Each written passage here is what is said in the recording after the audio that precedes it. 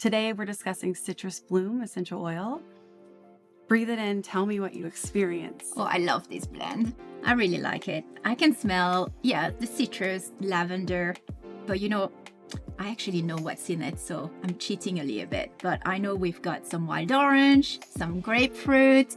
We also have Magnolia, which comes from my area of the world. Okay. And some Roman chamomile. And of course, the lavender, our beautiful lavender. What an amazing oil. I'm excited to pick your brain. But first, I want you guys to meet my new friend. She's fantastic. I'm so excited to have her today.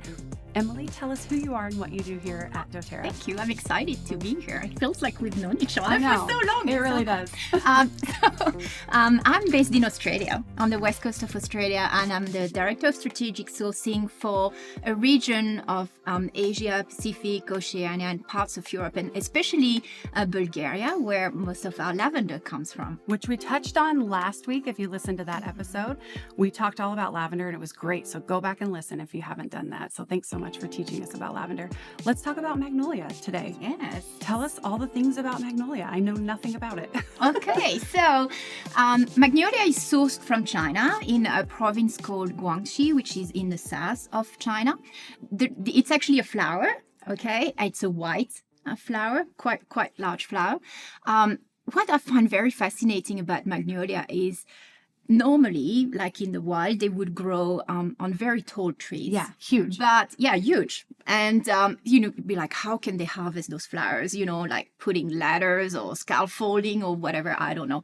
So they've actually developed a technique, which I call, I don't know if it's the right word, but dwarfing kind of technology, where they grow the trees in a plantation. And what they do is they cut the top branches when it starts growing. So it actually then spreads out, goes wide rather than high, so that when it's time to harvest, they can actually easily then pick up the flowers from those trees. They can reach them? They can reach them. Oh, Yeah, so it would go maybe 1.5 meters high max. And so that they can, by hand actually pick up those flowers, which would be really tricky to do on the tall tree. That's kind of amazing that they invented a new way to grow and harvest magnolia. That's fantastic. Yeah, and the oil, so it's a steam distillation of the flower, of the petals.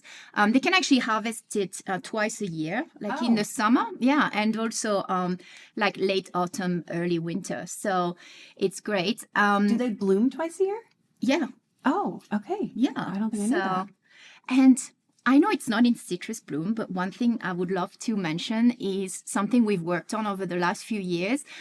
What's interesting is we realized they actually have to cut the leaves of the magnolia tree at some stage after the second harvest. So now there is a magnolia leaf essential oil being produced, which we started using in some of our products, like the sun care products and Shirin Myoku. So it's fantastic because it actually gives the farmers the opportunity to get two incomes. One when they harvest the flowers and once when they harvest the leaves.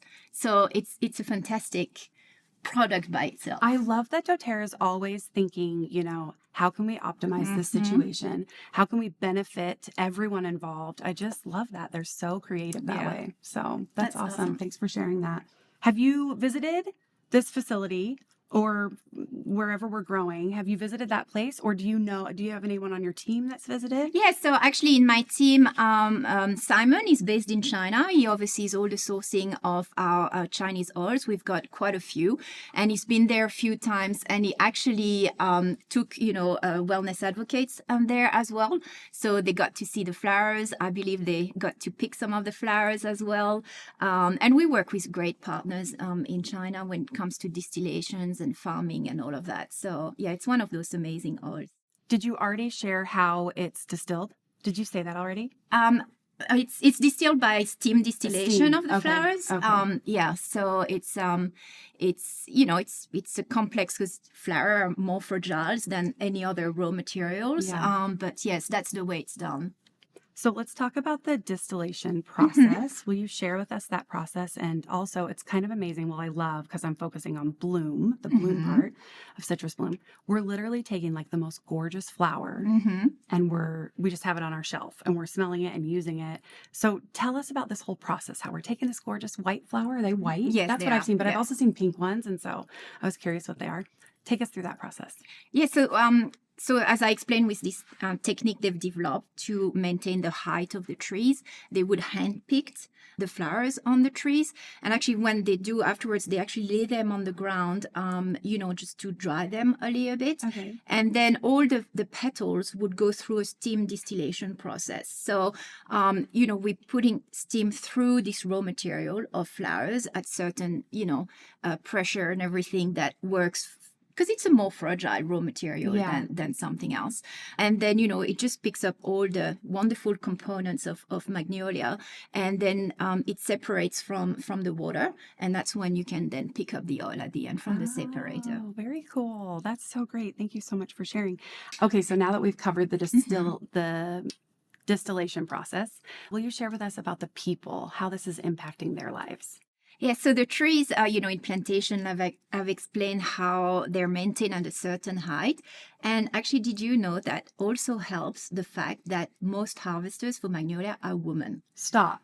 Yes. I did not know this. Yes. Okay. So it's very exciting. Well, for me. Yes, for me too. So yeah, a lot of ladies are actually involved with the harvesting of the flowers. And as mentioned, the magnolia leaf as well. What is fantastic is they can harvest the flowers twice a year, but also now that we are involved with the magnolia leaf oil, and they can also pick up the leaves after the second harvest of flowers, it's an extra income from them. So the impact on their lives is amazing. That's so great. Oh my gosh, I did not know that. And that just makes me love it even more. That's so great. Thank you for sharing all of that about Magnolia. That's so great. So I want to kind of switch back to just to the blend, Citrus Bloom. Mm-hmm. It's funny, at last week's episode, I was thinking this while you were saying it. You were talking about lavender and how it just has this special place in your heart. Mm-hmm. I have shared this on the show before, but I'm going to share it again. So any citrus has a special place in my heart because I grew up around like orange orchards. Oh, nice. And we drove through them every day. And it just it's literally the smell of my childhood, and it makes me so happy. And so I wanted to share that with you last week. But moving back to Citrus Bloom, how are you using Citrus Bloom in your everyday life? Oh, it's a blend that I really like. I find it very refreshing, very energizing. So, I would often have it actually diffused on my desk because I just find it that it gives me a bit of that kick of yeah, I've got this. Yeah. It gives me some energy and keeps me going.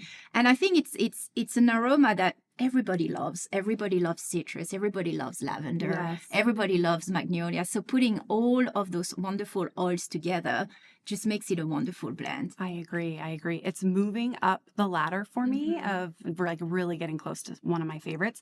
I was talking to my husband last night about Citrus Bloom, and he, out of the blue, he's a teacher, and he's like, oh, I diffuse that in my classroom every day. He's never told me this. And I was like, oh my gosh, I can't imagine walking into a high school class and smelling Citrus Bloom. That would just put great memories, kind of started at a good foundation of it smells good in here. So thank you so much for sharing so much with us about Citrus Bloom and for educating us on magnolia and lavender and just all of it. We appreciate you taking time out of your day and thank you so much for having me. Thank you.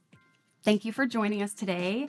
And for chatting Citrus Bloom, I encourage you to get your Citrus Bloom out, put it in your diffuser, smell it, just kind of experience it for yourself, and then add a comment or a review. We'd love to hear your thoughts or your experience. We're so grateful you're here with us, and we hope that you like and subscribe this episode, and we'll see you next week.